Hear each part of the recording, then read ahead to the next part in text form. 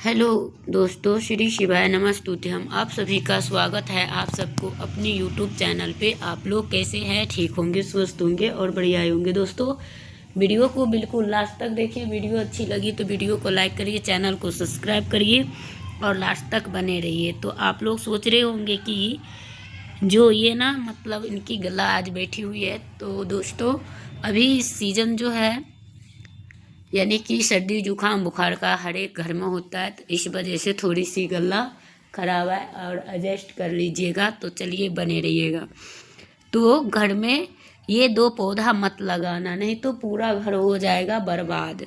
तो वही है दोस्तों, तो वीडियो को स्किप मत करना और पूरा लास्ट तक के देखिएगा। और वीडियो अच्छी लगी तो वीडियो को लाइक करिए, चैनल को सब्सक्राइब करिए और बिल्कुल लास्ट तक बने रहिए। तो चलिए जानेंगे और समझेंगे। और यही कार्य आपको अपनानी भी है, नहीं तो आपके घर में दरिद्रता निवास कर जाएंगे। तो भगवान श्री कृष्ण ने ऐसा बताए हैं, जो अत्यंत शुभ होते हैं ऐसे वृक्ष न केवल अकाल मृत्यु के रोकते हैं, बल्कि सुख समृद्धि आनंद और माँ लक्ष्मी के कृपा की अस्थाई बना देते हैं।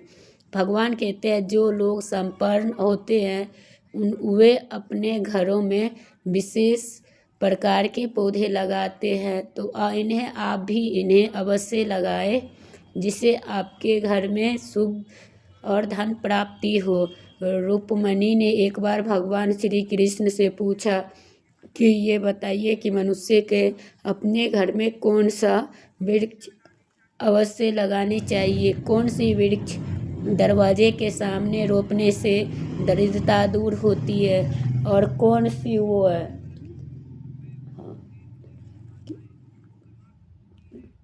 तो वही करना है। और उसके बाद जो है वो रुक्मणी, आज तुमने बहुत ही कल्याणकारी प्रश्न पूछे हैं।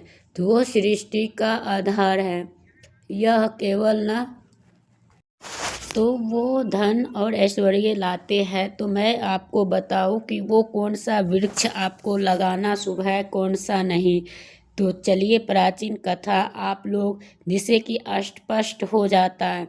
सही और गलत पौधे लगाने से जीवन में सुख और दुख दोनों आते हैं। इस कथा को अगर आप सुने होंगे तो बहुत ही अच्छी बात है, नहीं सुने होंगे तो इस दिव्य यानी संदेश को जय लक्ष्मी माता कमेंट में ज़रूर लिखिए और उन्हें आप अपने को यानी कि जुड़े हुए उपाय आप सभी को काम आए। तो दोस्तों, आपको भगवान श्री कृष्ण ने बोले कि बहुत ही पूर्व मध्य प्रदेश में एक नगर रहता था और वहाँ पर एक पति पत्नी रहते थे और वो यानी प्रतिदिन भगवान विष्णु का पूजा करते थे। और उनकी पत्नी सुमित्रा भी गृह कार्य में यानी धर्मपराई थी और वो भी उनको धन धान्य की कोई कमी नहीं थी। और एक दिन सुमित्रा ने अपने आंगन में कुछ पौधा लगाने का विचार किया। उसने अपने बिना जानकारी के अवैध पौधे का यानी देखने में सुंदर लगे और परंतु वो पौधा वास्तु के अनुसार अशुभ थे। धीरे धीरे कलह बढ़ने लगी और गोपाल ने यानी कि उनको घर में तनाव बढ़ने लगे और दोनों पत्नी के बीच झगड़ा बढ़ने लगे। अंतकाल वो यानी पूरी तरह से नष्ट हो गया और निर्धनता का जीवन भोगने लगे। क्योंकि जो इंसान जो अगर अपने पत्नी से छल करके दूसरे पराय स्त्री के अगर वो भगा के या ऐसे करके रखते हैं, तो उनको भगवान कहीं से न कहीं से विनाश कर ही देते हैं। तो वही चीज़ रहा। तो इस वजह से उनको यानी कि घर में दरिद्रता घुस गई। जब घर लौटे तो बोले, कोई भी मुझे काम देने की तैयार नहीं है, अब मैं कहाँ जाऊँ, किससे मदद मांगूँ। तो दोनों ने निराशा के समुद्र में यानी कि डूब गए। फिर उनकी जो पत्नी थी यानी कि जो धर्मपत्नी थी, वो उनसे कुछ दिन के गुजारा चलता रहा और अज्ञात नहीं था कि जिस सुवृक्ष को आंगन में लगाया था वही उनके जीवन में दरिद्रता और दुख का कारण बन गया है। वैकुंठ लोगों में यानी भगवान विष्णु माँ लक्ष्मी के अपने भक्तों की ये दयनीय दशा देखते हैं।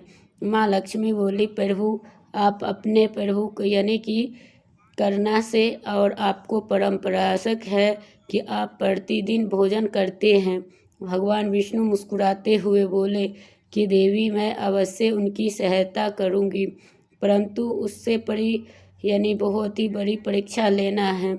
भगवान विष्णु ने एक तपस्या यानी साधु का रूप धारण किया और पृथ्वी पे प्रकट हुई। वो दरवाजे पर प्रकट हुई और विनम्र स्वर में बोले कि आप कई दिनों से भूखा प्यासा भटक रही हूँ, तो आप कोई अगर थोड़ी सी जगह हो या थोड़ा सा शान मिल जाए तो बड़ा उपकार होगा।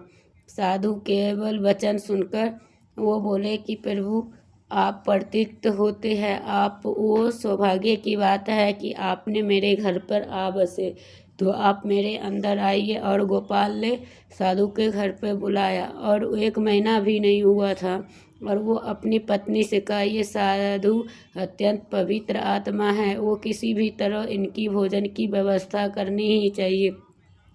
मैं गांव में जाकर धन उधार मांगता हूँ। तो वो एक धनी सेठ के घर पहुंचा और उन्हें निवेदन किया कि कुछ समय के लिए लौटते समय ही उनको चुका दे। सेठ ने तिरस्कार भरे स्वर में कहा कि तेरे पास 1 कौड़ी भी नहीं है, तो मेरा पैसा कैसे लौटाएगा। गोपाल ने हाथ जोड़कर सेठ से कहा कि आप न कर सके तो आपको घर आपका सौंप दूंगी। दया आ गई और उसने धन दे दिया और बोला ठीक है, कोई नहीं, जा वचन निभाना। और वो यानी कि दूध चावल आटा शक्कर खरीद के लेके आए और प्रिय साधु के लिए भोजन बना दो। सुमित्रा प्रेम पूर्वक भोजन तैयार किया और साधु को परोसा। साधु को यानी कि परसने से श्रद्धा और उससे सेवा भाव देखकर अत्यंत प्रिय हुई और वो भक्ति से मैं प्रसन्न हूँ और भजन मांगो जो आप कर सको।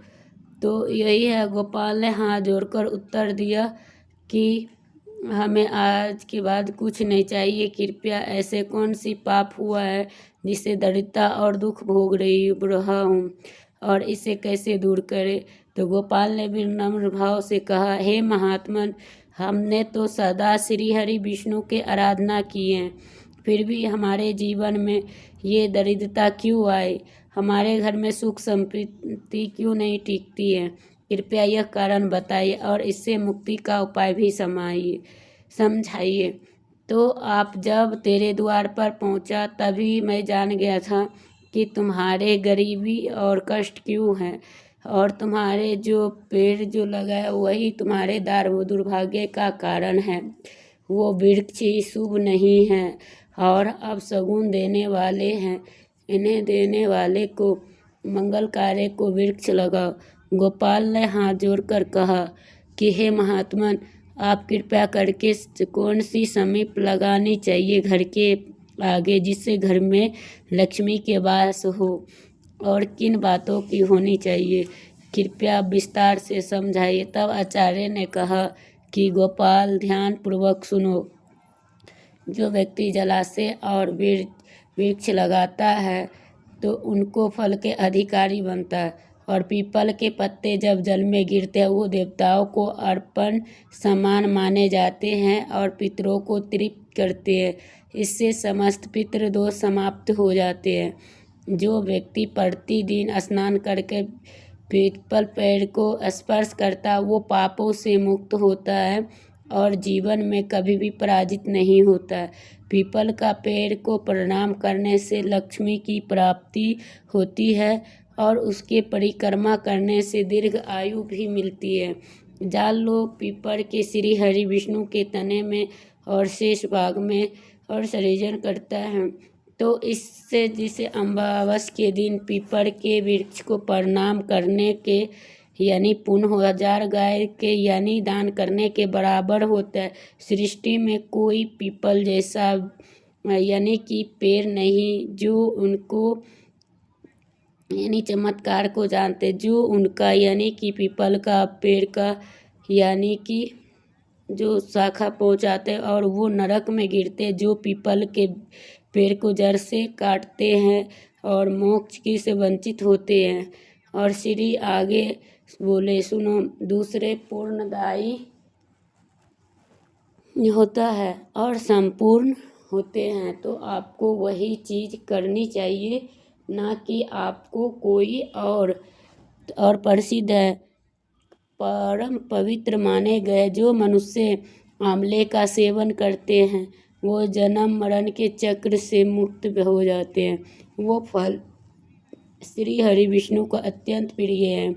आंवला खाने से शरीर में बाल होते हैं और आयु बढ़ती है, और उनके रस के जल पीने से रोग नष्ट होते हैं, और जल में पीने से और उनकी शरीर की यानी सुंदरता भी होती है। और उनके बाद जिस घर में अगर ज़्यादा बीमार रहते हैं तो जिस घर में आंवला के पेड़ रहते हैं तो वहाँ पे जो है तो उनके घर में कोई भूत प्रेत यानी निवास नहीं होती है। और जो व्यक्ति एकादशी के दिन जो है यानी आंवला का वृक्ष के पूजन करना सबसे ज़रूरी है। और अशोक वृक्ष में अप्सराएं निवास करती है।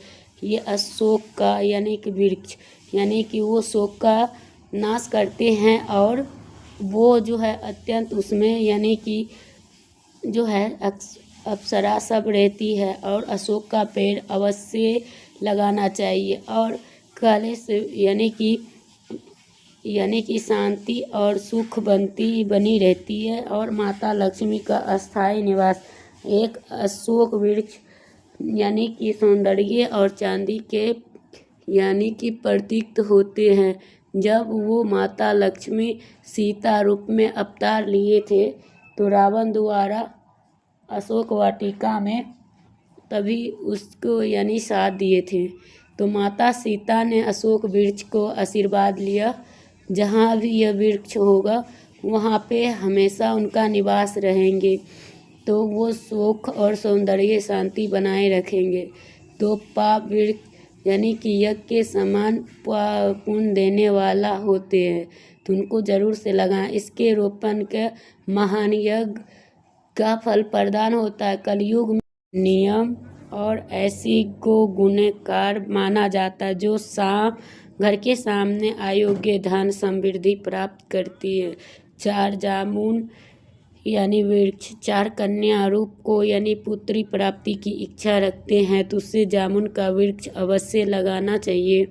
और घर के सामने जामुन का वृक्ष होने से कन्या जन्म लेते हैं, तो आपको ज़रूर से ये करना चाहिए जिनको पुत्री चाहिए। और आजकल तो 100 में एक ही ऐसे इंसान है जो उनको चाहिए। और जामुन के वृक्ष होने से जो है कन्या जन्म लेती है। जो कुल के यानी कि संयुक्त निवास करते हैं तो भगवान विष्णु का यानी कि रखना चाहिए। यानी कि बेल के वृक्ष में यानी कि गुलाब और बेल लगाए जाए तो सदैव शिव पार्वती की कृपा बनी रहती है। ऐसा घर कभी ना दरिद्र होता है, ना उनके अकाल मृत्यु होती है, ना कोई स्त्री विधवा बनती है। अच्छा नारियल और संतान और उनकी वृक्ष लगाने से जो है श्रेष्ठ और सद्बुद्धि और संतान की प्राप्ति होती है। नारियल हर घर में धार्मिक यानी अंग है और इसे अत्यंत शुभ माना गया है। जिसे आंगन में नारियल का वृक्ष होते हैं उनके परिवार पर समाज में सम्मान मिलते हैं और सौभाग्य होता है। और समुद्र मथन से उत्पन्न हुए हैं लक्ष्मी प्रिय और पारिजात का पौधे, और उसी समय से माता लक्ष्मी भी प्रकट हुई थी। अतः पारिजात माता लक्ष्मी को अत्यंत प्रिय है। इसे लगाने से विशेष रूप से सौभाग्य और देवी की कृपा होती है। तो 8 नर वृक्ष सौंदर्य और समृद्धि का प्रतीक होते हैं। सुंदर और संस्कारी सौभाग्यशाली होती है। और उसका अनार का वृक्ष लगाना चाहिए। अनार के लाल फूल स्वरूप यानी कि ऊर्जा का संचार करते हैं। माता लक्ष्मी का प्रतीक माना गया है। इसके फल से शरीर को तेजस्वी बनाते हैं। 9 प्लास यानी कि बर्म तेज यानी। तो दोस्तों यहीं पे वीडियो एंड करते, फिर मिलते हैं एक नया वीडियो के साथ। तब तक के लिए श्री शिवाय नमस्तुते।